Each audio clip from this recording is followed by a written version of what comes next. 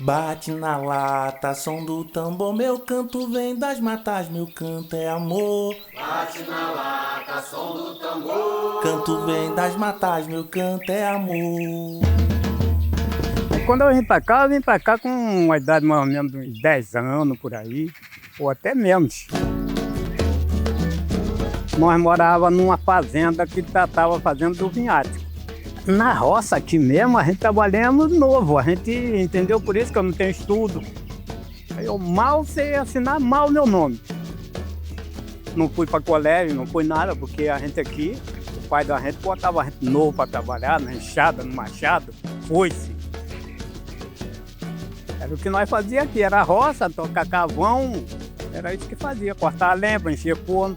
Naquela época a coisa era mais difícil. Eu acho que daí para cá teve uma boa melhora aí. Grito resistência, oportunidade. Alguma coisa melhorou muito.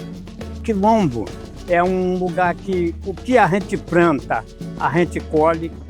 É um lugar que não falta nada para a gente. É muito orgulho mesmo de ser quilombola mesmo. Meu canto vem das matas, meu canto é amor.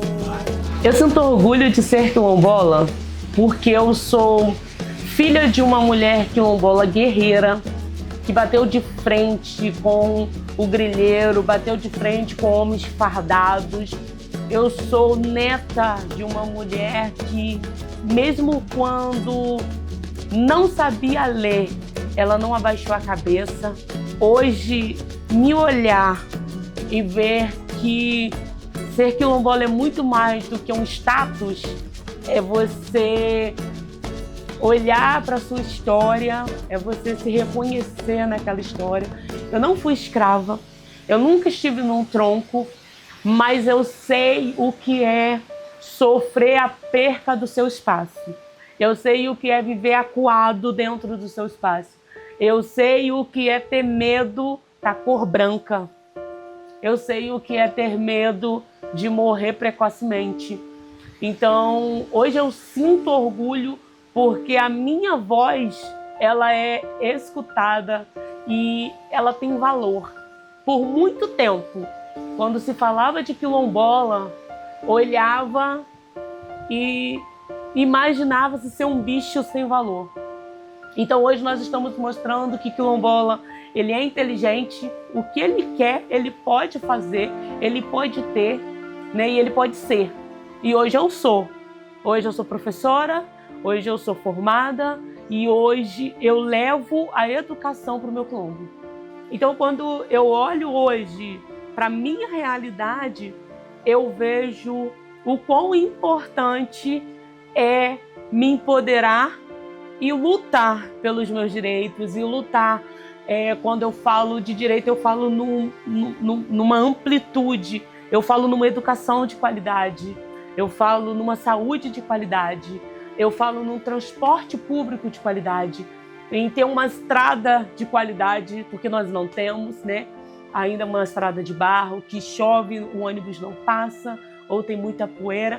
Hoje eu olho para mim e eu vejo que essa força não começou da Andressa com 30 anos. Começou de uma Vânia, começou de uma Maria dos Santos, que é a minha avó, que deu o nome para Preto Forro, porque ela sempre disse que deveria ser Preto Forro, porque nós somos pretos livres, pretos alforriados.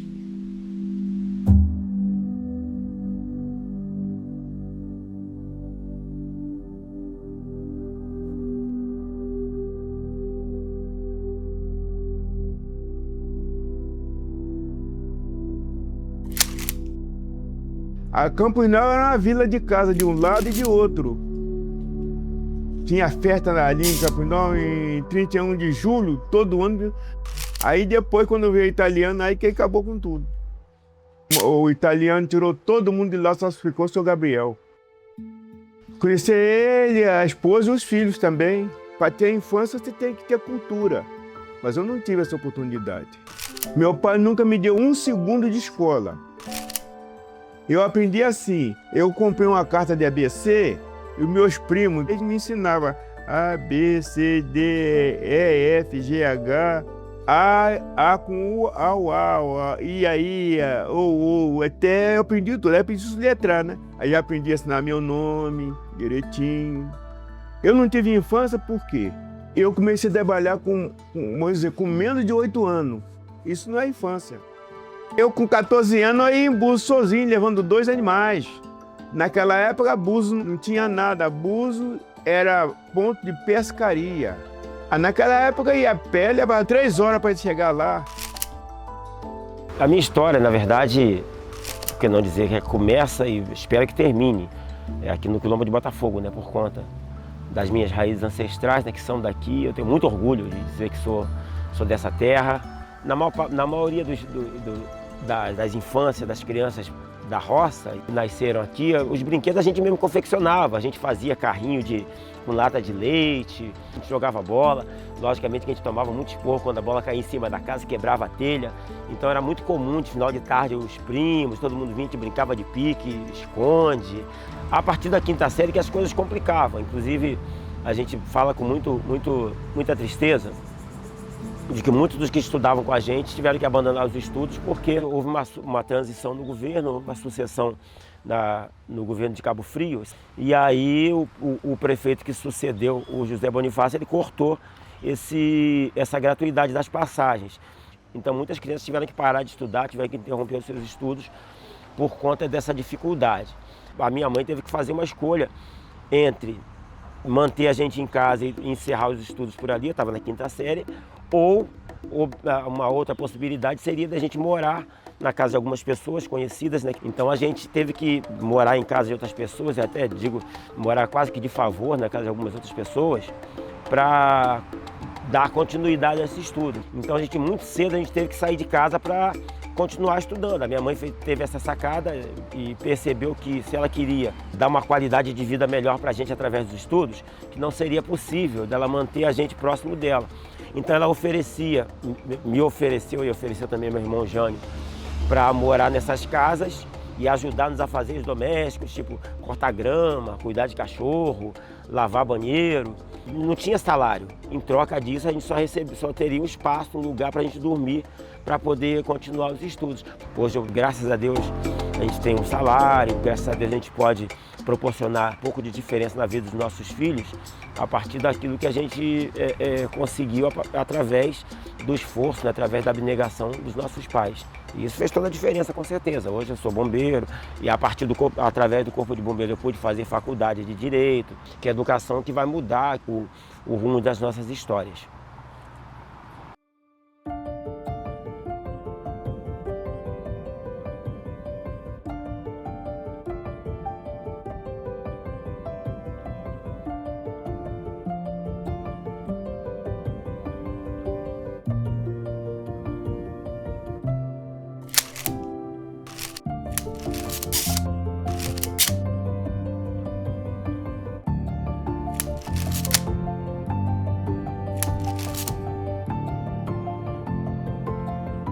Hoje o Quilombo de Maria Joaquina vive, né, o dia a dia lutando contra o racismo ambiental. A comunidade, nós temos os nossos espaços, que são os espaços, né, de sobrevivência, né, o espaço da alimentação. Então a gente vê que quando um município, né, ele melhora a vida de um bairro, ele calça, ele coloca asfalto, eles colocam um anilhamento, e o anilhamento sempre ele vai para dentro, né, dos brejos, das lagoas das comunidades quilombolas. Maria Joaquina está vivendo um sério problema, porque o município colocou um anilhamento muito grande, tem caído esgoto, e esse esgoto está em cima do nosso pesqueiro. Maria Joaquina é um quilombo que é atacado tanto pela essa questão, né, do manilhamento, como do Rio Una, que são lugares, né, que traz a fonte de renda, né, que é a questão da alimentação. Então, os nossos pesqueiros estão sendo condenados, né, porque está com esgoto, né, e a gente precisa conversar sobre isso, porque esse é um racismo ambiental que a comunidade quilombola de Maria Joaquina está vivendo. E o Quilombo de Maria Joaquina é um quilombo que ele faz uma diferença tremenda dentro da região dos lagos.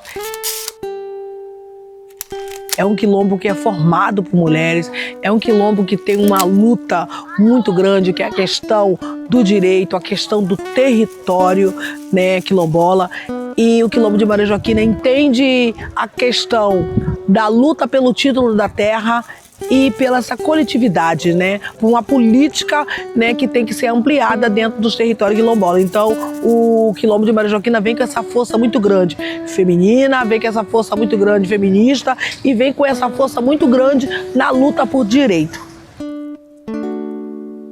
Saia de fora para dentro, saia do curso do vento, saia que gira e move o tempo. Saia de fora para dentro, saia do curso do vento, saia que gira e move o tempo. Estou na presidência da AQLERJ, a Associação Estadual das Comunidades Quilombolas do Estado do Rio de Janeiro. Hoje nós temos 54 comunidades espalhadas em cada região do Estado do Rio de Janeiro. E a AQLERJ ela tem uma responsabilidade muito grande. É uma instituição, uma organização com 22 anos, né, e que durante esses 22 anos, com uma caminhada muito profunda, muito pesada, para além de articular internamente os territórios quilombolas, a gente representa esses territórios externamente em todos os âmbitos, na discussão da política pública, sendo na saúde, na educação territorial. Somos diretores de várias outras cidades, outros territórios, outras comunidades, para que a gente possa estar em todo o estado do Rio de Janeiro com a nossa discussão, com o nosso diálogo e articulação. A importância das políticas públicas para mim é que é uma forma de garantir que a gente entre nos espaços, principalmente universitários, como uma universitária, né, acadêmica do curso de medicina. Eu sei que por meio das cotas a gente garante que o meu povo consiga adentrar as universidades, né? Eu sou fruto de um vestibular específico indígena e quilombola, na Universidade Federal do Pampa, um vestibular onde jovens, né, homens e mulheres conseguem entrar, garantindo que esses povos específicos de comunidades tradicionais e originárias, eles tenham acesso, né, acessos esses que há muito tempo nos foram negados, que a gente não conseguia entrar. Então, saber que as políticas públicas vai nesse sentido de garantir que essas comunidades estejam dentro das universidades é muito importante para garantir que as novas gerações elas consigam alcançar, de fato, a graduação, pós-graduação, mestrado e o que elas quiserem alcançar. Eu sou acadêmica do 6º período do curso de medicina e a importância da minha formação para a minha comunidade é que a gente aqui tem muita dificuldade no acesso a políticas públicas no geral, mas em questão da saúde, né, o Quilombo de Maria Joaquina ele tem muita dificuldade de acessar uma saúde de qualidade e quando a gente fala de um médico negro é quase inexistente no município, somando aquilo que eu já sei da minha comunidade com aquilo que a academia, que a faculdade me ensina, eu garanto que minha população quilombola, não só de Maria Joaquina, mas da onde eu vou atender, eles consigam ter um atendimento de qualidade, um atendimento específico, levando em consideração o modo de vida, levando em consideração as especificidades que aquele povo tem, a questão do uso das ervas medicinais. Então, ter um médico capacitado quilombola dentro das unidades de saúde garante que o meu povo tenha esse atendimento de qualidade, um atendimento que vai levar em consideração tudo aquilo que aquele povo sabe, o que aquele povo sente e o que aquele povo vive. Eu sou residente do Quilombo do Garguá. Tá? Não é um quilombo novo, mas ainda não foi reconhecido. Estamos em processo de reconhecimento para buscarmos as nossas origens lá de trás, né? Temos ali remanescente avós, né? Crianças e uma história muito linda, juntamente ali do Rio Garguá também, que ali abrigou alguns escravos ali na beirada do rio. E estamos aí buscando a nossa história, o nosso reconhecimento, para que nós não venhamos ficar esquecidos na sociedade, juntamente com essa família quilombola. A importância das mulheres quilombolas está na luta, na resistência, no trabalho da gente estar evoluindo. E quero dizer para você, Kátia, que a sua luta é a nossa luta. E a gente sempre estamos juntas. Todos os quilombos juntos. Hoje eu estou presidente da Associação do Quilombo de Caveira, Botafogo, no município de São Pedro da Aldeia. Essas terras aqui pertenciam à Fazenda Campos Novos. E veio a acontecer que esse dono dessa fazenda vieram a falecer. No falecimento deles, que eles não tinham herdeiro, assim meus ancestrais falavam, que diziam que essas terras iam ficar para os colonos. A partir disso, começou a aparecer muitos dizendo ser dono daqui das terras e querendo nos expulsar. Então, essa época foi uma época muito triste para a gente, né? Triste porque eu lembro que na Revolução de 64, nós tivemos que nos afugentar daqui pedindo abrigo no bairro vizinho, que era São Mateus. Os homens tinham que cair na capoeira, que senão os matavam. Eu estava com 9 anos de idade, a gente ficamos lá no abrigo, nas casas vizinhas pedindo asilo. Levamos 3 dias, 3 noites comendo aipim, batata na água de sal, porque não podia voltar para casa. Então fomos trabalhando dessa forma e sempre sendo atacado pelos ditos cujos fazendeiros. Depois que houve a Revolução de 64, o país estava como dizer assim, à mercê, era quando os fazendeiros iam lá, pegava a polícia, pegava para tirar a gente daqui. Meu tio Afonso, hoje está aí para fazer 90 anos, foi preso, foi levado para o Doicó em Niterói. Aí, a partir da Constituição de 88, nós tivemos o direito de nós procurarmos as nossas autoridades, a nossa justiça, para que nós fôssemos reconhecidos como um ser humano de fato como todo. Então foi quando a Benedita da Silva veio aqui na casa da Dona Rosa e na conversação ela se aprofundou em pesquisar a Dona Rosa a parte mais ou menos da origem da gente. Aí ela pediu para fazer um estudo antropológico para ver a parte das origens da onde era nosso povo. A partir desse estudo, ela começou a botar os trabalhos junto à nossa justiça para que fosse reconhecido. Esse laudo antropológico saiu a árvore genealógica, da árvore genealógica tivemos esse reconhecimento que é a comunidade afrodescendente dos quilombolas. Daí para frente, aí eu comecei nossos direitos. Quando chegou em 2000, eu tive um mandato eletivo da Câmara de Vereador aqui de São Pedro da Aldeia. Eu passei a caminhar para Brasília, junto à Fundação Cultural Palmari. Aí foi quando a Fundação Cultural Palmari reconheceu essa comunidade, que foi publicado no Diário Oficial da União, essa comunidade reconhecida como quilombola. A partir desse reconhecimento, me fez a buscar aquilo que a gente tem direito dentro da Constituição. Consegui, em Brasília, ser reconhecido a educação curricular quilombola. Conseguimos também trazer a saúde da população quilombola, que é a saúde mais específica. Tanto é que aqui na comunidade tem um posto de saúde, posto de saúde é posto de saúde quilombola. Queremos o avanço na nossa cultura, queremos o avanço na assistência social, que nós não temos. Nós precisamos de iluminação pública, nós precisamos de saneamento. Tem alguns lugares aqui que a gente vê o esgoto aqui a céu aberto. Eu estou no século XXI, eu não posso mais aguentar mais isso.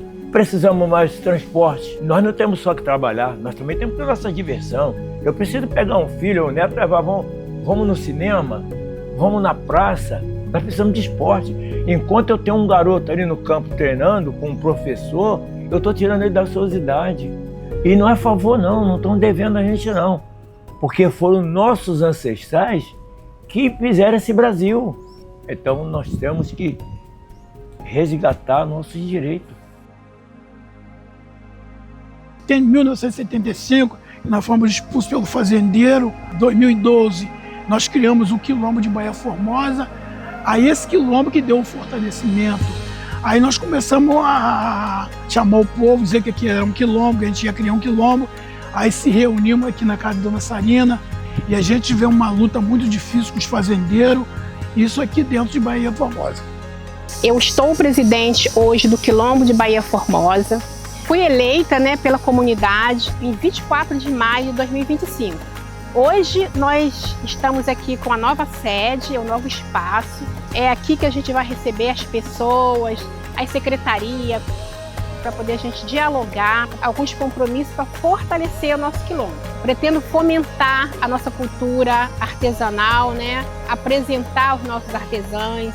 E assim, na parte gastronômica, a gente pretende trazer visitações, Tá chegando o verão, oferecendo café quilombola, caldo quilombola, feijoada, porque a roça é o nosso universo de resistência, de sobrevivência.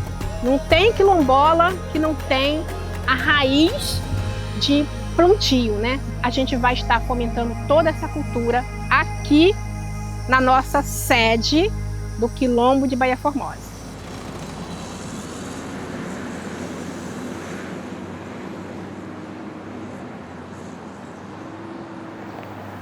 É uma luta contra o poder,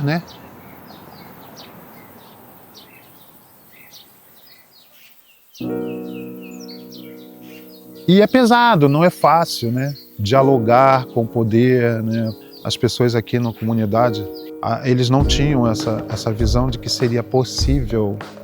Ninguém acreditava, sabe? Porque isso já nos foi ensinado a não acreditar que somos capazes. Com tudo isso não é fácil, não é nada fácil. Mas conseguimos muitas coisas, sabe? Graças à audiência pública ocorrida aqui dentro do Quilombo, que é algo bem que inédito, o judiciário ir ao local onde o conflito acontece, nós tivemos essa oportunidade, foi gratificante para nós, porque aqui estiveram todos os envolvidos, que era o INEA, que não nos autorizava a ter serviço de água e luz, o município, a prefeitura e seus representantes, a Enel, Prolagos, a Fundação Palmares, o INCRA, então estavam todos aqui. Foi sensacional, porque a população estava presente, a comunidade toda presente. Conseguimos o direito de ter, finalmente, no século XXI, energia e água, mesmo habitando dentro de uma área de preservação ambiental. E como que a gente vai ter uma vida digna sem ter água e energia elétrica? Conseguimos trazer médico para a comunidade, Então, isso foi um avanço enorme, porque as pessoas tinham que andar uns 2 quilômetros até o postinho médico ou gastar dinheiro. Mas faltam outras coisas, como saneamento básico, Porque se não temos o saneamento básico, a probabilidade de termos doenças com as crianças, com a comunidade é maior. E aí vamos gastar mais dinheiro com os médicos, o município gasta mais, Lutar por políticas públicas não é fácil. Eu acho que todo mundo que está me ouvindo falar sabe que não é, mas talvez acha que seja fácil por estarmos no município de Armação dos Búzios, mas não é, é complicado também. No tempo de escola, quando todos os meus coleguinhas falavam que seus pais, bisavós, seus bisavós, tataravós tinham origem europeia, nomes estrangeiros, e eu não tinha o que falar, E quando eles perguntavam de onde vem bem-querer, e eu não sabia dizer bem-querer, eu não sabia dizer Silva de onde viria. Mas eu fiquei super feliz quando eu comecei a resgatar toda essa história da minha família. E aí a minha tataravó, que se chamava Martides de Souza, ela veio escravizada de Angola, A Martides teve 2 filhas, Bibiana e a Tertela. A Tertela morou onde hoje é o supermercado Avistão. Quando eu passo por ali, só de saber disto, eu fico, caramba, eu estou pisando dentro do supermercado, eu estou entrando no mercado onde esse espaço me dizem que minha avó habitou. É incrível saber disso, saber da sua história, da sua origem. Quando eu conto isso para algumas pessoas, ou para esses jovens todos aqui do Quilombo, eles também começam a se importar, a querer entender a sua origem. E isso é bacana, porque vai nos dando, aquele poder. e não ficar com aquela interrogação, eu não sei, né? Será que veio? Então, da identidade.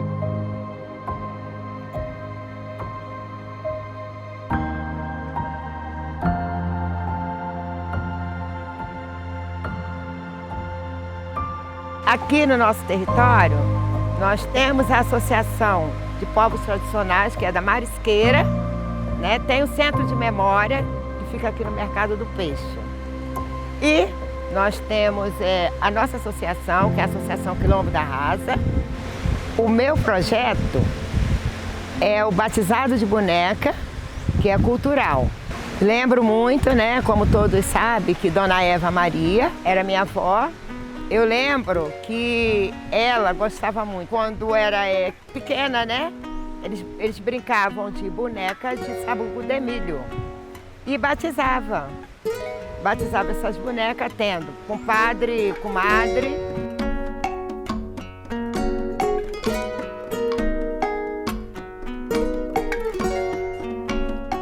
Já plantei café, sim, e colhi a cana. Já fiz meu trabalho, sol me abençoa. Chuva cai e molha, meus pés na terra finca. Sob a luz da lua, nego véi ensina. Botei mão na terra e ela respondeu: semente de cumba, isso tudo é seu. Lutamos pela nossa dignidade, respeito e fazemos a nossa jus da nossa lembrança como quilombola e da nossa raiz negra.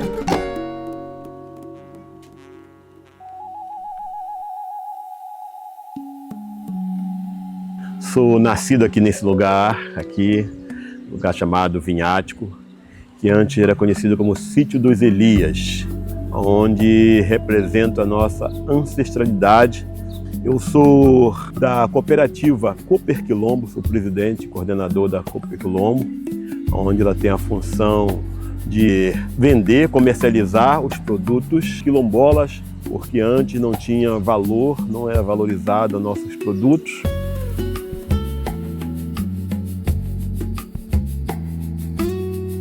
Muitas vezes nós trabalhávamos, para subsistência e doação. Hoje não, hoje nós produzimos, vendemos nosso produto e é uma honra estar representando o nosso povo, nossa ancestralidade.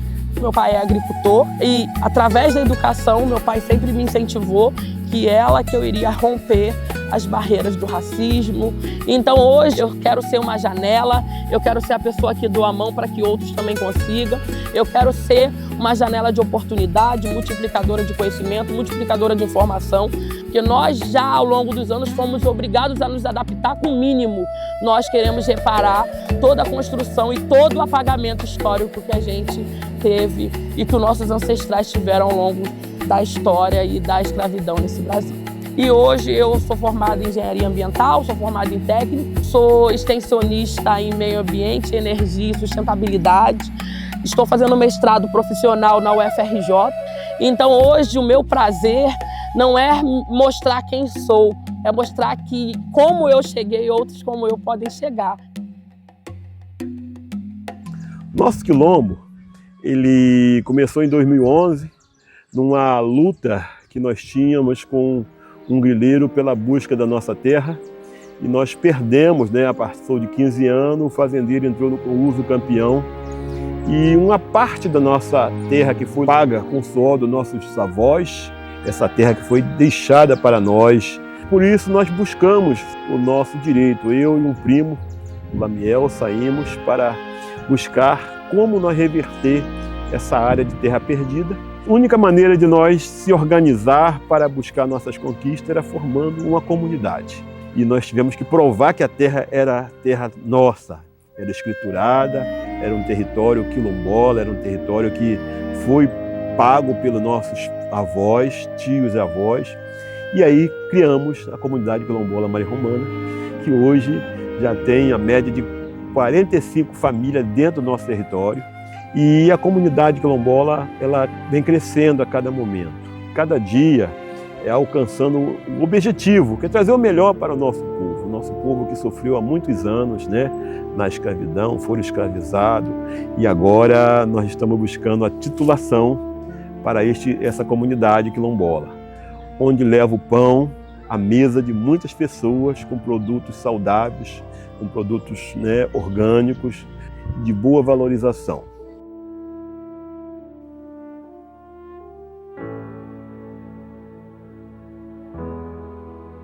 Sou da comunidade quilombola em Sobare, em Araruama. E aqui eu estou vivendo há 37 anos. Quem consegue um emprego, ela tem que estar movido na cana-de-açúcar, que é um trabalho pesado, né? Onde as mulheres trabalham. Dali elas saem com sérios problemas de saúde, problema de coluna seríssimo. Um desejo do meu coração é ver professores formados, professores da comunidade, onde ela vai trabalhar com a cultura da comunidade, ela já conhece, então vai ter mais uma facilidade. E isso a gente tem essa dificuldade por conta de transporte. Na comunidade a gente temos transporte, mas muitas vezes não atende para trabalho e estudo. E até mesmo acessar uma faculdade, porque à noite não conseguimos sair porque não temos transporte. Aí eu vejo o esvaziamento da comunidade, porque a comunidade ela tem que sair para ir para fora, para a cidade, para poder buscar o melhor. E muitas das vezes eles não retornam para a comunidade. Muitas famílias ela tem que ir para fora por causa da dificuldade de serviço e estudo. Então isso é, assim, ao meu ver, muito triste ter esse esvaziamento da comunidade. E assim, é pedir mesmo que o poder público olhe para essa situação e ver que nos ajude, né? Que esse jovem tenha um acesso, né, a ter um futuro digno. Quilombola para mim é sinal de resistência.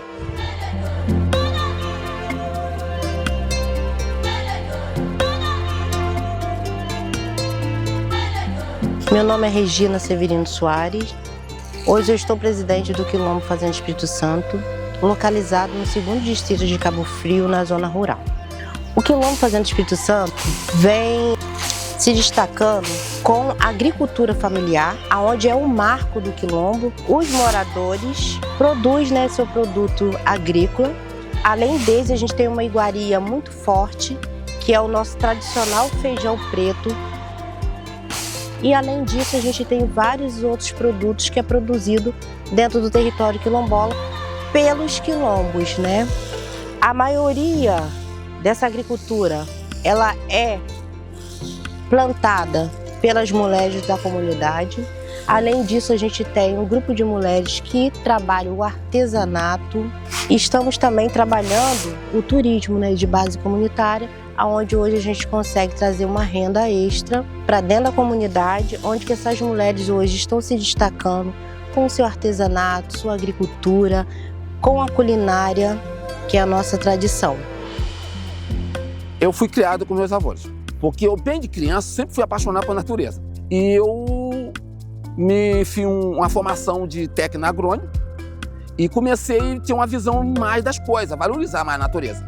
Eu trabalho com agricultura familiar. A gente planta, produz e leva lá para a cidade, para o povo lá. E gosto, porque é onde eu tiro todo o meu sustento, tenho uma tranquilidade, uma paz, uma felicidade.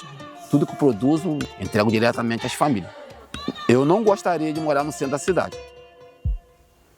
E porque eu não encontro segurança, eu não encontro conforto, eu não encontro paz nem tranquilidade. Ao qual eu tenho meus 2 filhos, eu tenho certeza a educação que eu passo para eles agora, na cidade eu não ia conseguir.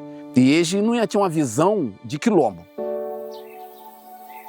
A visão de quilombo é valorizar a natureza, valorizar a terra, o bem-estar da natureza, a criação de Deus. O ser humano é muito complicado. Comente muitas pessoas aqui da roça, que moram no quilombo, falar de vir morar no quilombo não quer. Porque um dia, uma senhora chegou para mim, chamou de atrasado, foi atrasado é você. Porque você come e bebe da pessoa da roça. Eu sou inteligente, porque a senhora não sabe plantar um pau de pico. Você não sabe plantar nada. Então quem é atrasado aqui é a senhora. Porque aqui na cidade, você vai comer sopista, pedra e tudo. Aí ela falou assim pra mim, assim, você é bem convencida. Eu falei, a senhora é atrevida. Aí houve umas conversas desagradáveis, né? Porque eu acho que não é porque a gente é preto ou o que for, eu me defendo. Eu procuro meu mesmo me defender. Entendeu? A gente é o ser humano.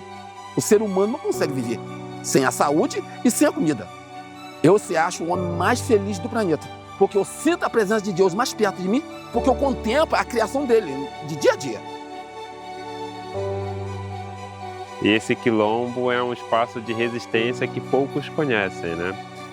E a minha relação com o quilombo, que sou nascido e criado nesse espaço, porém, por necessidade de estudar, eu fui obrigado a me afastar do quilombo, né? Por questões educacionais. Tinha que caminhar muito para ir na escola, quando chovia não tinha ônibus para chegar até a comunidade. Se chovia uma semana, era uma semana sem aula, os professores não conseguiam chegar. Então esse processo de evolução, né, através da educação é muito importante. Por exemplo, quando recebemos uma escola no quilombo, né, as pessoas querem saber o que é um pilão, como que produz o alimento, de onde vem a energia, né? Por exemplo, a energia elétrica que não tinha, como que eu estudava?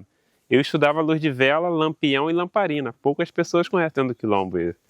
Até os mais novos não conhecem, né? Porque já tem um processo de modernização do espaço, né? Imagine você estudar com a luz de lamparina respirando querosene, praticamente. Imagine você estudar a luz de vela. Como que você forçava a vista, né? E até o momento, até porque você usar a vela, né? Poucos tinham, a verdade é que poucos tinham condições de comprar. Por incrível que pareça, um pacote de vela. Nem todo mundo tinha recurso, dinheiro para comprar. Então minha mãe fazia torcida. Torcida é o algodão, fazia aquelas tranças, colocava querosene dentro da lamparina e a gente ficava lendo ali um pouco. E não podia ficar muito tempo também, senão o querosene também era caro. Imagina você caminhar 2,5 km, 3 km para comprar 1 litro de querosene e ter maior cuidado com a garrafa de não quebrar. Era uma responsabilidade muito grande com o compromisso da casa, né? Ser criança quilombola era isso, ter uma responsabilidade. Já tinha uma responsabilidade desde cedo. Eu sou formado em geografia, atuo no município de Armação dos Budas e por 5 anos eu fui coordenador de uma parte dentro da Secretaria de Educação de Etnia e Gênero e depois migrou para a pluralidade cultural. E ao desenvolver o trabalho de educação quilombola, educação antirracista na rede, me fez despertar, poxa, se eu estou trabalhando outro município, por que não trabalhar o meu quilombo? Por que não escrever sobre o meu quilombo?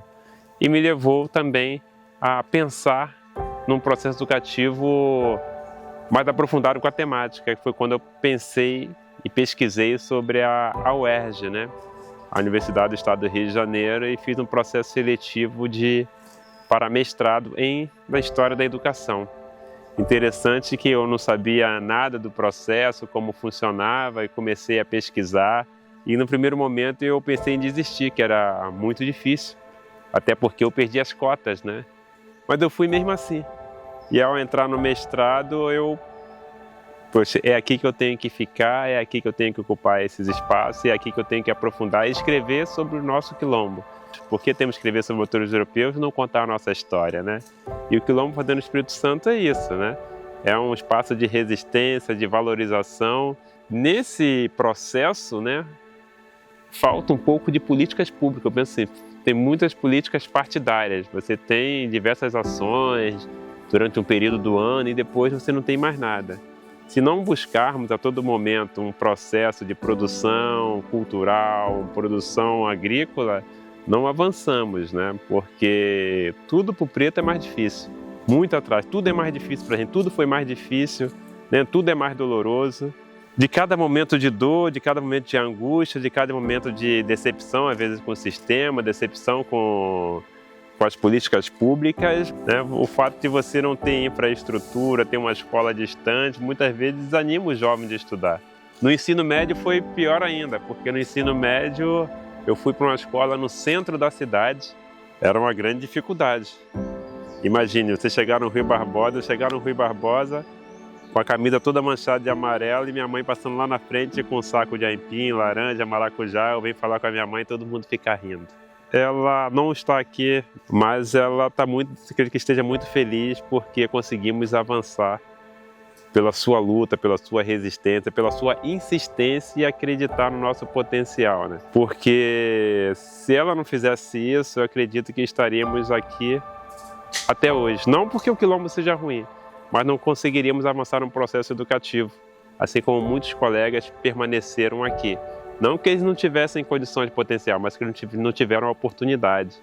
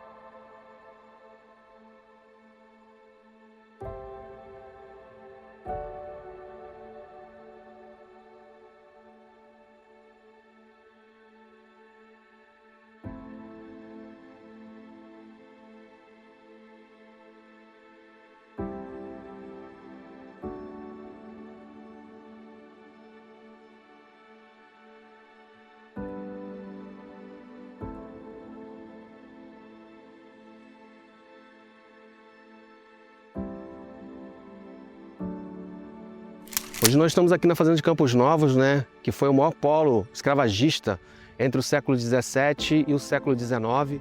Esse lugar aqui é um lugar onde tem muita memória, que fala das pessoas escravizadas. Foi o lugar que mais houve, né, pessoas africanas em regime de escravidão, foram justamente nesse lugar. E aqui desse lugar, que a gente pode contabilizar que hoje 90% das comunidades quilombolas saíram desse lugar. Porque nós temos a Fazenda de Campos Novos, que era a Fazenda Central, e tínhamos as fazendas satélites, que viviam dentro das terras da Fazenda de Campos Novos, né? Então nós temos várias fazendas, como Fazenda Espírito Santo, Sobara, Prodígio, Fazenda Botafogo, enfim, todas as comunidades quilombolas que nós temos ao redor aqui da região dos Lagos, elas são oriundas da Fazenda de Campos Novos. Esse é o cemitério da Fazenda de Campos Novos. É um cemitério super sagrado, principalmente para as comunidades quilombolas aqui da nossa região, porque aqui estão enterrados seus ancestrais. Nós temos aqui enterros já com datação desde o século XVIII e XIX. São centenas e centenas de documentos que mostram, né, que esses escravizados que viviam aqui ou que viviam em outras fazendas eram trazidos para serem enterrados aqui nesse cemitério. Então, a preservação desse cemitério é você preservar a ancestralidade dessas pessoas que vieram para cá através da diáspora, né, e que morreram aqui nesse lugar. Mamãe foi uma mãe muito mãe. Ela se preocupava muito com os filhos dela e até com os dos outros. Lutava muito, brigou muito, falava muito, defendia muito, entrava na frente até de arma, de revólver, para defender aquelas terrinhas dela lá.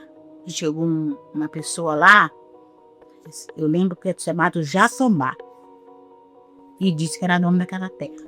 Ela sabia que morreu, ela sabia que aquela não era. E ele foi, botou briga com ela, levou um caminhão de soldado, ou de vestido, né, de soldado, para matar todo mundo. E ela enfrentou. E ela saiu dali e foi lá no forte, Macaé, Marechal Hermes. E quando chegou lá no forte, ela falou assim, eu vim aqui porque vocês foram lá fazer isso, isso, lá, isso assim, e dizer que ia matar todo mundo, então eu vim aqui. Já que vocês iam matar, vocês querem me levar preso, então eu vim aqui me entregar. O pessoal do forte, o que fez? Botou ela no carro e trouxe ela. E quando chegou cá, prenderam todo mundo. Que ela tinha garra, ela tinha luta, ela defendia todo mundo. A minha mãe ficou sumida há mais de 15 dias. Nós fomos na casa dos outros. Tá entendendo? Nós fomos na casa dos outros, porque eles iam matar, eles invadiam as casas, eles quebravam. Então a gente presenciou tudo isso. Antigamente, misericórdia, você tinha medo de estar aqui falando com você, de estar trancada a 7 chaves, porque a gente tinha medo de tudo, entendeu? Era muito difícil, era muito difícil. Ela tinha muitos amigos, tô falando assim, aqueles amigos mais de luta, sabe? Tinha um lá que mataram. Ele foi assassinado, até onde eu sei, que era uma pessoa que lutava e brigava pela terra igual mamãe, igual essas outras pessoas que moram com você.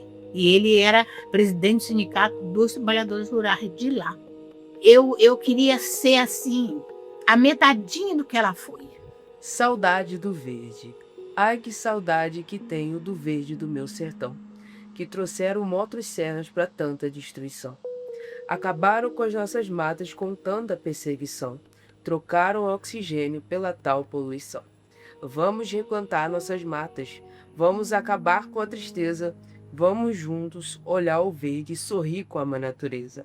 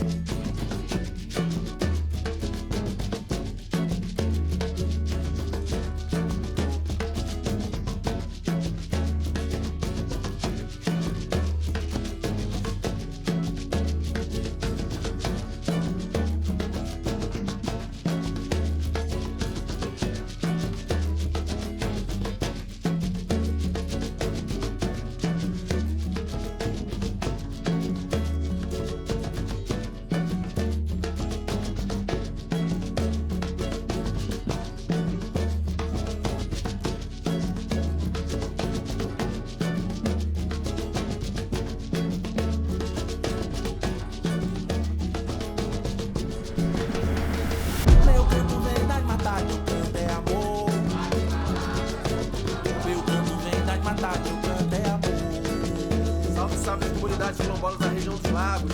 Salve Preto Fogo. Salve! Salve Rasa. Salve! Salve Bahia Formosa. Salve! Salve Maria Joaquina.